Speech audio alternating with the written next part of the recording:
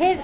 ಇದು ವಾಕಿಂಗ್ ಯಾರು ಮಾಡಕ್ಕಾಗಲ್ಲ, ಮನೆಗೆ ಕೆಲಸ ಇರ್ತಾವ, ವಾಕಿಂಗ್ ಅಥವಾ ಮಾಡಕ್ಕಾಗಲ್ಲ ಅಂದರು ಮನೆಗೆ ಹೆಂಗ್ ಮಾಡ್ಕೋಬೇಕಂದ್ರೆ ಫಸ್ಟ್ ಈ ಕಾಲಿಗೆ ಎರಡು ಹಿಂಗಿರ್ತದಲ್ಲ, ಈ ಕಾಲು ಹಿಂಗ್ ಮೇಲೆ ಇಟ್ಕೋಬೇಕು, ಈ ಕಾಲು ಹಿಂದಕ್ಕೆ ಸರ್ಸ್ಕೊಂಡ್ಬಿಡ್ಬೇಕು ಅಷ್ಟೇ.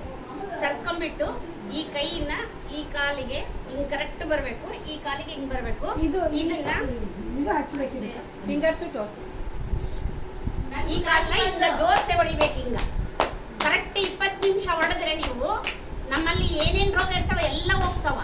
ಆಮೇಲೆ ವಾಕಿಂಗು ನಾವು 45 ನಿಮಿಷದ ವಾಕಿಂಗ್ ಇದರಲ್ಲೇ ಬಂದ್ಬಿಡ್ತದೆ 20 ನಿಮಿಷಗ. ಆಮೇಲೆ ನಮ್ಗೆ ಏನನ್ನ ದಪ್ಪ ತೆಳ್ಳಗಾಗ್ಬೇಕಂದ್ರೂ ಇದರಲ್ಲೇ ಬರ್ತದ. ಆಮೇಲೆ ಏನೇನ ಪೇನ್ ಇದ್ರೂ ಇದರಲ್ಲೇ ಬರ್ತದ, ಒಟ್ಟು ಕಾಲ್ ಜೋಮ್ ಇದ್ರೂ ಇದರಲ್ಲೇ ಬರ್ತದ, ಎಲ್ಲ ಇದ್ರಾಗೆ ಬರ್ತದ.